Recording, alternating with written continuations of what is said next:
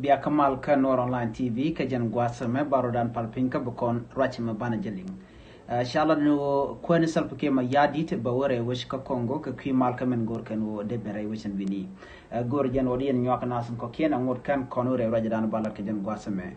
nyoka ne ko kien ka jen ba ku subscribe ka Noor Online TV channel bana shure lerman bana ling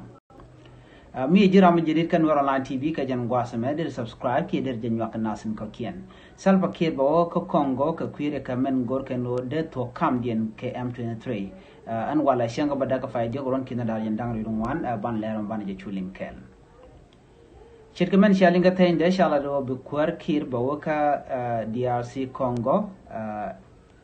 ko ba mal ba jola den wini kam dien KM23 en kir chawo Congo ka chawo ka Rwanda ka ko gase pay ko ga Congo kana Rwanda lat Congo jen wo Rwanda kan lo ke M23 ka kur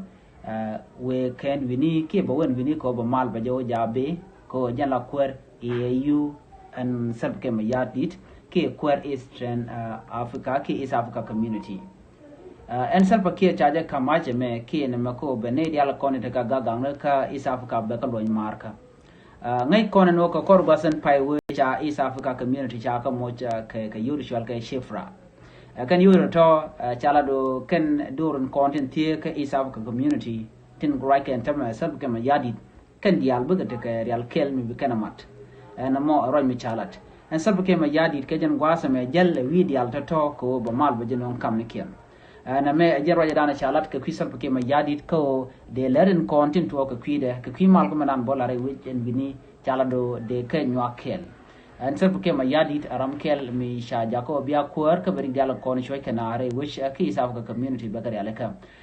me agenda ni linga jan gwasa me ala M23 to kono wal ke Congo ko gwasa dan che UN peacekeeping force che ka wuj lo shikan goro no dongde kan letere we ka Congo ko ken UN peacekeeping force tele ka lan milet kan gwasa me ne ka kora ken yam chikan ne tin kono la de ni UK East Africa community de ni ken chikan ka wuj ne re we ka Congo antam me chabu ke chagu je no ken do dana ba mal ba je no je no ba kam jen ba jelat jene dane ku